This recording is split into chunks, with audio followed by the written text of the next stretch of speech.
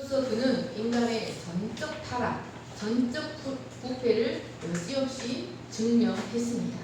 그러므로 19절에 율법이란 1차적으로 바울이 앞에서 인용한 시편과 선지자들을 포함한 모든 구약 성경을 말한다고 할 수 있습니다. 그러나 문맥적으로 더 넓게 살펴보면 구약 성경뿐만 아니라 하나님께서 이방인에게 주신 마음의 율법인 양심까지도 포함하는 것으로 볼 수 있습니다. 여러분, 그러면 하나님께서 이스라엘에게는 율법을 주시고 이방인에게는 양심을 주신 이유가, 궁극적인 이유가 무엇일까요? 그것은 온 세상의 모든 인간을 하나님 앞에 죄인으로 정죄하며 인간은 하나님의 심판을 두려움으로 기다릴 수밖에 없다는 자라는 사실을 깨닫게 하기 위해서 율법과 양심을 주셨습니다. 그러니까 율법과 양심은 법정에서 검사가 되어서 너는 죄인이야, 하나님의 심판을 두려움으로 기다릴 수밖에 없는 죄인이야 라고 고소하는 고소자들이었다는 것입니다. 여기 모든 입을 막고 라는 말은 죄를 범한 자로 고소된 피고인이 변호할 기회가 주어져 법정에 자신을 변호하러 갔는데 자신에 대해 제기된 증거가 너무 많고 무거워 감히 입을 열지 못하고 오롯이 선고가 내려지고 형이 집행되기를 기다릴 수밖에 없는 상태가 된 인간의 실존을 보여줍니다. 그런데 여기 온 세상이라는 말은 하나의 집단 개념으로 표현되었지만 입은 단수형으로 기록이 되어서 모든 사람이 빠짐없이 심판을 받지만 각 사람이 하나님 앞에서 1대1로 심판을 받게 될 것이라는 것을 보여줍니다. 여러분, 유대인들은 하나님께서 그들에게 율법을 선물로 주시는 사실 자체만을 주목했습니다. 그러나 권위 있는 율법학자였던 바울은 율법을 연구하면 연구할수록 율법을 가졌다는 사실보다 그것이 말하고자 하는 마음, 즉 하나님이 그들에게 율법을 주신 목적이 무엇인지를 주목하게 되었습니다. 그것은 율법을 행하여 의롭게 되라고 주신 것이 아니라는 것이었습니다. 그것은 율법을 연구하면 할수록 율법을 주신 목적은 율법을 통하여 자신의 죄를 깨닫고 인간이 얼마나 절망적인 상태에 놓였는지를 깨닫도록 하기 위해서 주셨다는 것이었습니다. 20절에 깨달음이니라 에피그노시스는 확실히 알아내다, 분명히 인식하다, 자각하다 라는 뜻입니다. 그러니까 율법의 중요한 기능은 바로 죄에 대한 확실한 자각이었습니다. 율법은 인간의 죄를 낱낱이 고발하고 우리를 하나님의 법정에 소망이 없는 죄인으로 세우는 일을 합니다. 여러분, 우리는 율법이 고발하는 자신의 죄를 깨닫고 탄식할 수밖에 없는 존재입니다. 그런데 유대인들처럼 이런 절대적으로 타락한 인간이 율법을 행함으로써 하나님 앞에 의롭다 여김을 받으려 한다면 어떻게 되겠습니까? 그것은 절대적으로 불가능할 뿐 아니라 인간은 더욱더 절망할 수밖에 없게 됩니다. 그리고 더 큰 위험을 직면할 수밖에 없게 됩니다. 여러분, 누가복음 11장 24절로 26절 말씀을 보시면 이 세대가 그러합니다. 그 집을 깨끗이 청소해 놨는데 주인을 모셔드리지 않으면 어떻게 된다고 했습니까? 그곳에 자리 잡고 있던 귀신이 나가서 물 없는 곳을 돌아다니다가 옛날 집이 그리워 돌아왔는데 집이 깨끗이 청소되고 주인이 없는 것을 보고 7 귀신을 데리고 들어와서 그 집을 장악하게 되는데 유대인들이 그렇게 될 것이라는 말씀이었습니다. 여러분, 이것이 율법을 따라 의롭게 되는 자들이 직면하게 될 위험스러운 상황입니다. 여러분, 20절에 육체라는 단어는 사릅스입니다. 이는 죄 앞에 절대적으로 무능하고 연약한 부패한 살덩어리라는 뜻이 있습니다. 여러분, 이것이 우리 인간의 실존입니다. 율법은 그것을 의지하는 육체를 직접 구원으로 인도해 드리는 것이 아니라 하나님의 영적 도덕적 기준이 무엇인지를 알게 하여 죄로 드러나며 죄로 자각하게 하여 우리에게 얼마나 구원이 필요한지를 깨닫게 합니다. 그리고 마침내 하나님께서 구원의 방법으로 제시하신 그리스도에게로 우리를 인도하는 가정교사, 농학 선생님 보십니다. 갈라디아서 3장 24절을 같이 읽겠습니다. 시작. 이같이 율법이 우리를 그리스도께로 인도하는 초등교사가 되어 우리로 하여금 믿음으로 말미암아 의롭다함을 얻게 하려 함이라. 21절 말씀입니다. 이제는 율법 외에 하나님의 한 의가 나타났으니 율법과 선지자들에게 증거를 받은 것이라. 21절에 이제는 이라는 말은 미니데, 이 말은 그러나 이제는 이라는 뜻입니다. 이는 이제까지와는 전혀 다른 논리가 앞으로 펼쳐질 것이라는 사실을 보여줍니다. 여러분, 바울은 지금까지 1장 18절로 3장 20절에서 모든 인간은 하나님 앞에 결코 자신을 변호할 수 없는 타락하고 패역한 죄인임을 반복해서 논리적으로 증명했습니다.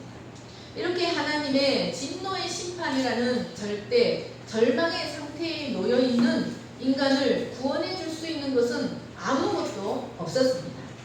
하나님이 이스라엘에게 주신 율법은 인간을 의롭게 하는 것이 아니라 오히려 더 절망하게 할 뿐이었습니다. 그러나 이제는 이런 인간에게 전혀 다른 구원의 역사가 펼쳐지기 시작합니다. 그것은 하나님께서 율법 외에, 즉 율법과 상관없이 사람을 의롭게 하시는 새로운 구원의 방법, 하나님의 의를 나타내실 것이기 때문이었습니다. 여러분, 여기서 우리는 하나님의 한 의, 하나님의 의라는 단어를 주목할 필요가 있습니다.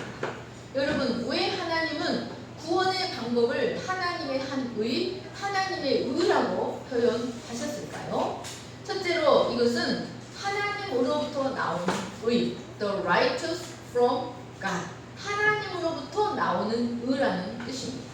여러분, 이것은 죄인들을 자신 앞에서 의로운 상태가 되도록 하기 위해, 하나님 앞에 설 수 있는 자가 되도록 하기 위해 하나님께서 구원 사역의 주도권을 성부 하나님이 주셨다는 사실을 의미합니다.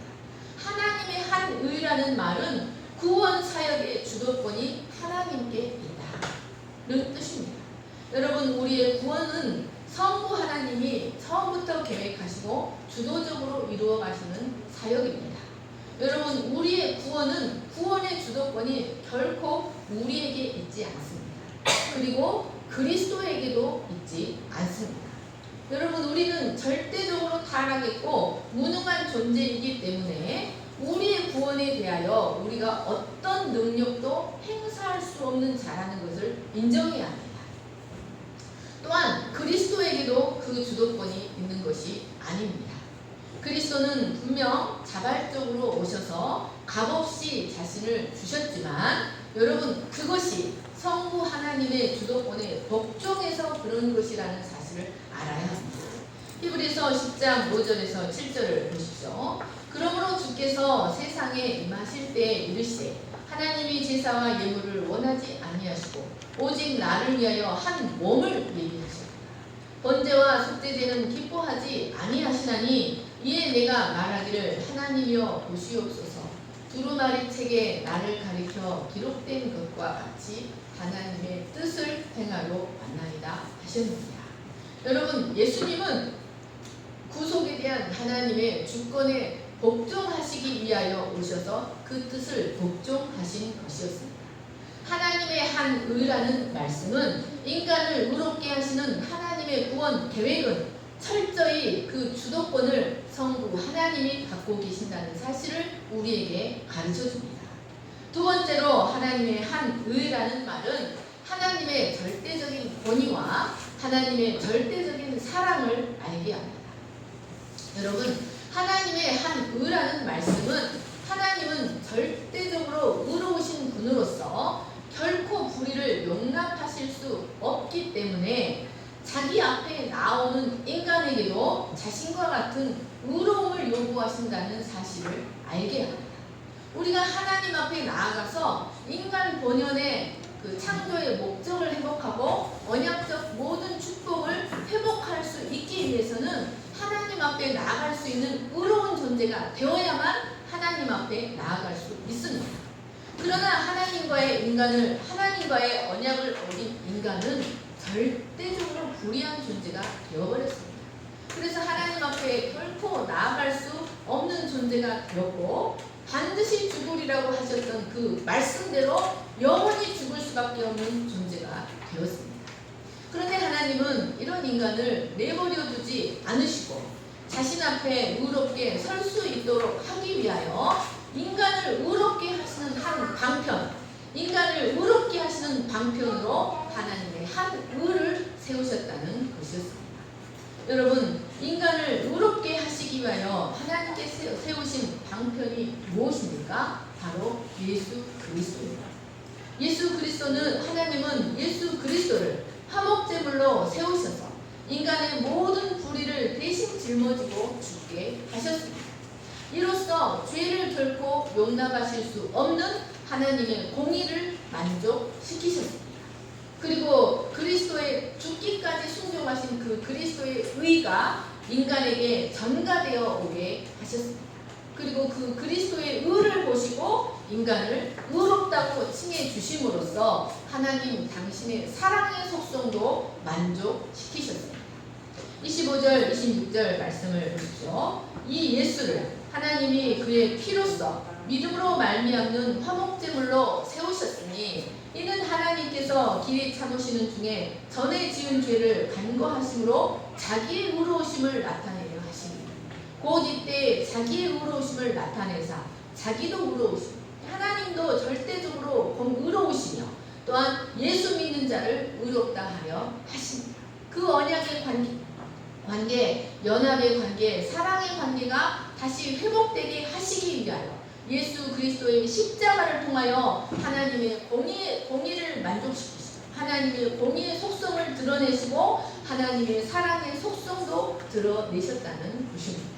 그러니까 여러분, 하나님의 한 의인 예수 그리스도의 십자가는 하나님의 공의의 속성과 하나님의 사랑의 속성이 가장 완벽하게 조화되어서 충만하게 나타나는 현장이었던 것이었습니다.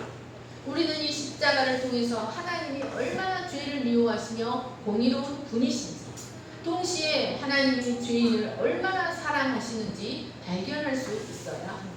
그래서 십자가는 하나님의 능력이요 하나님의 비밀입니다. 세 번째로 이 하나님의 한 의는 율법 외에 나타난다는 것입니다. 여러분, 율법 외라는 말은 율법과 전혀 관계없는 의, 율법의 조력이 전혀 없는 의, 다시 말해 행위와는 전혀 상관없는 의라는 말씀입니다. 여러분, 타락한 인간은 율법을 통해 요구하시는 하나님의 의의 기준을 도무지 만족시킬 수 없었습니다. 여러분, 창녀나 살인하는 자나 간음하는 자들은 어떤 산에 가장 밑바닥에 있다고 하면 전혀 나무랄 것이 없는 어떤 인간은 여러분 산 꼭대기에 있다고 보시면 됩니다. 그러나 산 아래에 있는 자나 저 바다 깊은 해변에 그 깊은 해저에 있는 자나 산 꼭대기에 있는 자나 별을 잡을 수 없는 건 마찬가지입니다. 하나님 보시기에는 창녀나 도덕적으로 의로운 자나 마찬가지로 전적으로 타락하여 하나님의 의의 기준에 도달할 수 없다는 것입니다. 인간은 율법을 지키기는커녕 오히려 정죄를 받고 심판에 처해질 수밖에 없는 존재였습니다. 그런데 하나님이 이런 인간을 구원하시기 위하여 율법의 행위와 전혀 상관이 없는 새로운 의의 길을 나타내 주셨습니다. 그것이 바로 예수 그리스도의 십자가였습니다. 하나님은 죽기까지 순종하여 하나님의 의를 만족시키신, 그래서 아담의 실패를 만회하신 예수 그리스도의 의를 당신의 백성에게 전가되게 하셨습니다. 그리고 그를 믿는 자들을 의롭다고 해 주셨습니다. 고린도전서 5장 21절을 같이 읽겠습니다. 시작. 하나님이 죄를 알지도 못하신 이를 우리를 대신하여 죄로 삼으신 것은 우리로 하여금 그 안에서 하나님의 의가 되게 하려 하십니다. 그 안에서 하나님의 의가 되게 하려 하십니다. 예수 그리스도의 십자가는 인간이 하나님 앞에서 의롭다함을 얻을 수 있는 유일한 길이었습니다. 하나님은 이 길 외에 인간이 의롭게 될 수 있는 다른 길을 주지 않으셨습니다. 그래서 예수님이 내가 곧 길이요 나만이 길이요 진리요 생명이다 라고 말씀하셨습니다. 네 번째로 이 의는 율법과 선지자들에 의해 꾸준히 증거를 받아왔다는 사실입니다. 여기 율법과 선지자란 바로 구약 성경을 말합니다. 신약 성경은 구약을 지칭할 때 율법과 선지자 또는 율법과 선지자와 시편이라고 말하였습니다. 여러분, 하나님의 의는 어느 날 갑자기 나타난 것이 아니라 구약 성경에 이미 오래전부터 반복하여 계시되어 왔던 것이었습니다. 21절에 나타났다라는 말씀은 뚜렷하게 공개적으로 완료 수동태입니다. 이미 뚜렷하게 공개적으로 나타나서 알려졌다라는 의미입니다. 그러니까 여러분, 율법은 단순히 인간의 절망적인 상황만을 계시해 왔던 것이 아니었습니다. 여러분, 율법은 그 인간이 회복될 수 있는 은혜의 길도 계속해서 계시해 왔었습니다. 여러분, 우리가 원시복음이라고 부르는 창세기 3장 15절 여자의 후손은 뱀의 머리를 상하게 하고 뱀의 후손은 여자의 발꿈치를 상하게 할 것이라는 말씀이 바로 이 하나님의 한 의를 계시하던 원복음이었습니다. 이때로부터 하나님께서 아담과 하와를 에덴 동산에서 내보내시면서 입혀주신 가죽옷, 이스라엘 백성들이 애굽의 노예 생활에서 구원받을 수 있게 해주는 6월절 어린 양의 피, 광야의 불뱀의 독으로부터 해독시켜준 장대 위에 높이 달린 노뱀, 요나가 물고기 뱃속에 3일간 있다가 나온 사건 등등 구약의 모든 사건은 다 타락한 인간에게 하나님의 의를 전입해 주시기 위한 예수 그리스도의 구속 사건을 계시하는 것들이었습니다. 여러분, 이것이 바로 구약이 존재하는 의미입니다. 여러분, 구약이 얼마나 예수 그리스도의 성육신과 십자가와 부활과 승천과 성령 강림까지 우리의 구원이 완성되는 사건까지 얼마나 세세하게 흥미롭게 흥미진진하게 계시하고 있는지를 우리는 알아야 합니다. 이런 모든 것들은 어느 날 갑자기 나타난 사건들이 아니라 모두 구약의 성취입니다. 22절 말씀을 보십시오. 곧 예수 그리스도를 믿음으로 말미암아 모든 믿는 자에게 미치는 하나님의 은이 차별이 없느니라. 여러분, 그러면 하나님은 왜 율법의 의가 아니라 오직 믿음의 의로 모든 사람을 구원하고자 하셨는가 하는 것입니다. 다섯 번째로 이 의는 오직 믿음을 통해 죄인들에게 전가되어져 오는 믿음의 의, 은혜의 의입니다. 여러분, 왜 하나님은 믿음의 의를 통해 이 그리스도의 의가 죄인들에게 전가되어져 오게 하셨을까요? 자신의 구원을 위해 아무것도 할 수 없었던 인간이 하나님 앞에서 의인으로 인정받을 수 있는 길은 오직 믿음이었습니다. 그리고 이 믿음의 구체적인 내용은 바로 예수 그리스도입니다. 예수 그리스도가 바로 율법 외에 나타난 하나님의 의요, 성도의 신앙의 대상이요, 믿음의 내용이며 인간이 잃어버린 것들을 모두 회복시켜 주시는 구속자 고엘 하나님이셨습니다. 갈라디아서 2장 16절을 보십시오. 사람이 의롭게 되는 것은 율법의 행위로 말미암음이 아니요 오직 예수 그리스도를 믿음으로 말미암는 줄 알므로 우리도 그리스도 예수를 믿나니 이는 율법의 행위로서가 아니라 그리스도를 믿음으로써 의롭다함을 얻으려 합니다. 율법의 행위로서는 의롭다함을 얻을 육체가 없느니라. 여러분, 하나님은 오직 믿음으로 십자가에서 돌아가신 예수 그리스도를 자신의 구주로 받아들이는 자에 한해서 의롭다고 인정해 주십니다. 그리고 성령의 능력으로 거듭나 하나님의 자녀가 되는 구원을 선물로 주십니다. 여러분, 이렇게 믿음으로 전가된 의는 우리를 하나님을 두려워하던 죄인의 신분에서 하나님을 아버지라 부르는 의인의 신분으로 전격적인 신분의 변화가 일어나게 합니다. 그리고 하나님을 두려워하던 그 비참한 삶에서 하나님이 은혜로 다스리시는 종말론적 구원의 역사가 그 삶에 펼쳐지게 합니다. 여러분, 한번 생각해 보십시오. 이러한 사실은 하나님 앞에서 예수 그리스도를 믿는 우리의 믿음이 얼마나 소중한 가치가 있는 것인가. 여러분, 믿음은 모든 사람의 것이 아닙니다. 그런데 이 믿음이, 예수 그리스도를 믿는 믿음이 얼마나 소중한지를 한번 깊이 생각해 보시기 바랍니다. 그런데 여러분, 이 믿음이 소중한 이유는 그 믿음의 대상과 내용이 무엇인가에 달려 있습니다. 우리의 믿음이 소중한 이유는 바로 우리의 믿음의 대상이 창조주 하나님이고 그 믿음의 내용이 바로 예수 그리스도이기 때문입니다. 그리고 이 믿음이 사람에게서 난 것이 아니라 하나님이 갈망하는 자들에게 주입해 주신 하늘로부터 내려오는 믿음, 예수 그리스도에게서 나오는 그 믿음을 하나님이 갈망하는 자들에게 주입해 주셨기 때문입니다. 그래서 사도 베드로는 예수 그리스도를 믿는 이 믿음이 불로 연단하여 없어지는 정금보다 더 소중하다. 여러분, 이 믿음이 돈보다 더 소중하다. 이 믿음이 금보다 더 소중하다라고 말했습니다. 여러분, 이 믿음이 우리로 하여금 예수님을 보지 못했지만 예수님을 사랑하게 합니다. 그리고 이 믿음이 하나님의 영광을 즐거워하게 하고 이 믿음이 우리를 결국 우리의 영혼이 구원을 받게 하고 예수 그리스도께서 나타나실 때 칭찬과 영광과 존귀를 받게 합니다. 여러분, 하나님은 유대인이나 헬라인이나 상관없이 오직 예수 그리스도를 믿는 자를 의롭다고 하시고 성령을 선물로 주십니다.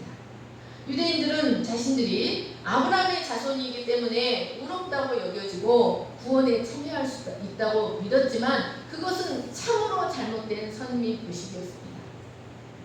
여러분, 갈라디아서 3장 7절 9절을 보십시오. 그런즉 믿음으로 말미암은 자들은 아브라함의 자손인 줄 알지어다.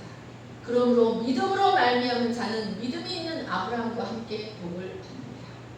여러분, 누가 아브라함의 자손입니까? 혈통적으로 아브라함의 자손으로 태어났다 할지라도 믿음이 없으면 그는 하나님께 인정받지 못합니다. 그는 아브라함의 자손으로 하나님께 인정받지 못합니다. 여러분, 믿음으로 말미암은 자들이 하나님 앞에 아브라함의 자손으로 인정받고 아브라함의 복을 누릴 수가 있게 됩니다. 그런데 여러분, 우리가 여기서 깊이 생각해 볼 것이 있습니다. 그러면 여러분, 인간을 구원하시기 위해서 하나님은 왜 믿음만을 요구하셨는가 하는 것입니다. 지금까지 설명했던 것처럼 첫째는 인간에게는 그 스스로의 힘으로는 하나님 앞에 의롭다고 인정받을 가능성이 전혀 없기 때문이었습니다. 22절에 모든 믿는 자들에게 미치는 의다. 여기 미치다는 말은 에피, 분배해주는 의다라는 뜻입니다. 하나님이 나누어 주신다는 겁니다. 하나님이 분배해 주신다는 겁니다. 하나님은 예수 그리스도를 믿는 자에게 하나님의 의를 분배해 주십니다. 이 말씀은 유대인이나 헬라인이나 차별이 있을 수 없는 구원에 대한 새롭고 산 길이요 불변하는 진리이기 때문에 현재형으로 기록이 되어 있습니다. 어느 시대나 불변하는 유일한 하나님의 진리이기 때문에 어느 시대나 동일한 현재형인 것입니다. 만약 인간 안에 의롭게 될 가능성이 조금이라도 남아 있었다면 하나님께서 직접 의를 분배해 주실 이유가 전혀 없었을 것입니다. 그래서 루터는 이를 가리켜 엑스트라 노스라고 했습니다. 이 말은 존재 바깥으로부터라는 뜻입니다. 루터는 자기 스스로의 힘으로 하나님의 의에 이루고자 무던히도 노력했던 사람이었습니다. 그가 얼마나 예민한 양심을 가지고 있었는지 자신의 구원의 문제와 씨름하면서 기도와 고행을 게을리하지 않던 사람이었습니다. 그러나 그는 고행을 하면 할수록 그 마음의 구원의 확신보다 공허와 좌절감만이 찾아 들어오는 것을 경험했습니다. 그런 그가 로마서 말씀을 통하여 구원은 인간 안에서 이루어지는 것이 절대 아니라 철저히 바깥으로부터 인간 안으로 주입되어야 한다는 사실을 깨닫게 되었습니다. 여러분, 다른 종교들은 극도의 절제와 금욕 같은 훈련을 통해서 인간 내면의 가능성을 극대화시켜서 인간이 구원에 이룰 수 있다고 믿고 있습니다. 그러나 여러분, 인간을 위한 구원은 절대로 인간 안에 존재하지 않습니다. 그것은 인간이 절대적으로 타락했기 때문입니다. 인간의 영은 죽어버렸습니다. expire, 완전히 아웃돼 버렸습니다. 그러므로 우리의 구원은 오직 우리 바깥으로부터 우리 구주 하나님의 은혜와 그의 독생자 예수 그리스도의 보혈의 공로로만 다시 이루어지는 것입니다. 그러므로 구원은 행위에 대한 보상으로 주어지는 것이 아닙니다. 그래서 값없이 주어지는 은혜의 선물이라고 말합니다. 에베소서 2장 8절을 보십시오. 너희는 그 은혜에 의하여 믿음으로 말미암아 구원을 받았으니 이것은 너희에게서 난 것이 아니요 하나님의 선물이라. 행위에서 난 것이 아니니 이는 누구든지 자랑하지 못하게 하려 합니다. 그런즉 자랑할 때가 어디 있느냐? 있을 수가 없느니라. 무슨 법으로냐 행위로냐? 아니라 오직 믿음의 법으로냐. 그러므로 사람이 의롭다 하심을 얻는 것은 율법의 행위에 있지 않고 믿음으로 되는 줄 우리가 인정합니다. 하나님은 다만 유대인의 하나님이시냐? 또한 이방인의 하나님은 아니시냐? 진실로 이방인의 하나님도 되시느냐? 할례자도 믿음으로 말미암아 또한 무할례자도 믿음으로 말미암아 의롭다 하실 하나님은 한 분이시다. 여러분, 인간 안에는 구원받을 가능성이 없기 때문에 믿음만을 요구하셨고, 두 번째로 유대인이나 헬라인이나 모두 차별 없이 구원하시기 위하여 오직 믿음만을 요구하셨습니다. 유대인들은 하나님이 자신들만 사랑하신다는 잘못된 선민의식에 빠져 살았지만 하나님은 유대인도 사랑하시고 이방인도 사랑하셨습니다. 모든 인류를 사랑하셨습니다. 그래서 오직 예수 그리스도를 믿는 믿음으로만 의롭게 되는 이 구원의 원리를 통하여 유대인의 하나님이실 뿐만 아니라 이방인의 하나님도 되신다는 온 세상의 하나님이심을 나타내셨습니다. 여러분, 세 번째로 인간이 하나님이 처음 창조하신 그 창조의 본질, 본래의 인간성을 회복할 수 있는 길은 믿음밖에 없다는 사실을 가르쳐줍니다. 여러분, 이것은 하나님께서 태초에 인간을 지으시고 함께 살아가기 위해서 요구하셨던 언약의 조건도 단 한 가지 믿음이었다는 사실을 가르쳐줍니다. 여러분, 하나님께서 태초에 인간을 지으시고 하나님은 하나님과 함께 살아가는 존재, 그래서 그 안에 하나님이 인간 안에 거하심으로써 신비로운 연합의 관계를 이루어 가기 위해서 하나님의 임재를 위한 성소로 하나님은 인간을 지으셨습니다. 그럼 이것은 하나님 인간과 하나님의 관계가 언약의 관계였다는 것을 말해줍니다. 그런데 하나님께서 언약의 대상인 인간에게 요구하신 것은 하나님을 절대적으로 신뢰하라는 믿음 한 가지였습니다. 선악과와 생명과, 하나님께서 주신 언약의 징표로 주신 선악과와 생명과는 바로 이 사실을 인간에게 가르쳐주는 나무였습니다. 즉, 하나님을 절대적으로 신뢰하는 것만이 선이요 하나님을 불신하는 것이 악이라는 것을 아담에게 깨우쳐주는 지식의 나무, 언약의 나무였던 것이었습니다. 여러분, 하나님께서 이렇게 인간을 그 안에서 신비롭게 연합하시면서 자신의 뜻을 이루어 가시는 연합의 관계로 창조하셨을 때 인간에게 하나님께서 요구하신 단 한 가지는 하나님을 신뢰하라, 하나님을 절대적으로 신뢰하라는 믿음밖에 없었다는 사실입니다. 그런데 여러분, 그 아담이 사단의 유혹을 받아서 선악과를 따먹음으로 이 믿음의 관계를 깨뜨리고 말았습니다. 그러면 다시 하나님께서 타락한 인간에게서 인간을 찾아오셔서 다시 그 인간과 관계를 회복하시고자 하실 때 하나님께서 나와 신비로운 연합의 관계를 이루시며 나와 다시 관계를 맺으시고 내 안에 거하시며 당신의 뜻을 이루어가는 삶을 살아가고자 하실 때 하나님이 나에게 요구하시는 것이 무엇이겠는가 하는 것입니다. 오직 하나님을 절대적으로 신뢰하는 믿음밖에 없습니다. 그런데 그것을 예수 그리스도가 이루신 것입니다. 그래서 하나님은 그 예수 그리스도를 통해서 믿음이 무엇인지를 우리에게 가르쳐 주십니다. 그리고 그 믿음을 통해 우리에게 그 의가 우리에게 전가되어 오게 하시는 것입니다. 여러분, 왜 인간이 그 누구도 믿을 수 없는 비참한 존재가 되어버렸는지를 아십니까? 여러분, 부모와 자식이 서로 믿지 못합니다. 형제와 형제가 믿지 못하고 선생과 제자가 믿지 못하고 친구와 친구가 심지어 자기 자신까지도 믿을 수 없는 존재가 되어버린 이유가 무엇입니까? 그것은 바로 사단의 유혹을 받아서 하나님을 믿는 믿음을 저버렸기 때문에 그 무엇도 믿을 수 없는 불안의 존재가 되어버렸습니다. 여러분, 이런 우리가 하나님을 믿는 것을 회복하면 불신으로 인한 두려움에서 해방될 수가 있습니다. 하나님에 대한 믿음이 회복되면 여러분, 상대방이 믿지 못할 사람이라 할지라도 상관이 없어집니다. 하나님 안에서 하나님을 믿는 겁니다. 여러분, 절대적으로 신실하신 하나님이 내게 있기 때문에 상대방의 불의가 내게 큰 문제가 되지 않습니다. 요한일서 4장 18절을 보십시오. 사랑 안에 두려움이 없고 온전한 사랑이 두려움을 내쫓나니 두려움에는 형벌이 있습니다. 두려워하는 자는 사랑 안에서 온전히 이루지 못하는 겁니다. 여러분, 이 믿음, 이 사랑이라는 단어를 믿음이라는 단어로 바꿔서 읽어보십시오. 믿음이라는 단어는 결국 사랑과 같습니다. 하나님을 절대적으로 신뢰하는 것은 마음을 다해서 하나님을 사랑하는 것입니다. 여러분, 하나님을 사랑하게 되면 불신으로 인한 두려움에서 우리는 해방될 수 있습니다. 우리가 사람을 두려워해서 여러분, 사람을 두려워하면 내가 하고 싶은 말도 제대로 하지 못하고 사람을 두려워하면 관계를 제대로 맺을 수가 없어요. 그런데 그것이 결국 사랑이 없기 때문에. 근데 그 사랑이 없는 것은 결국 하나님께 대한 믿음이 없기 때문에.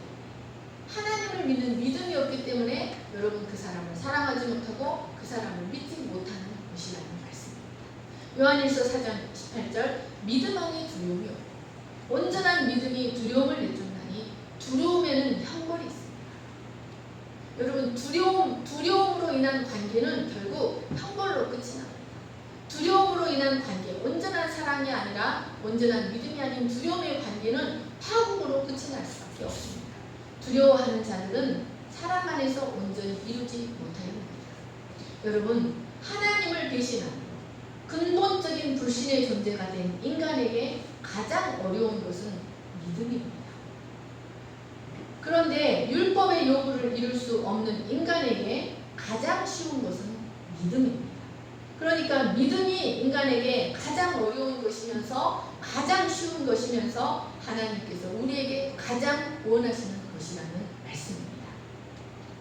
여섯 번째로 이 은은 율법과 상관없이 나타난 것이지만 율법과 전혀 배치되는 것이 아니라 율법의 요구를 이루게 한다는 사실입니다.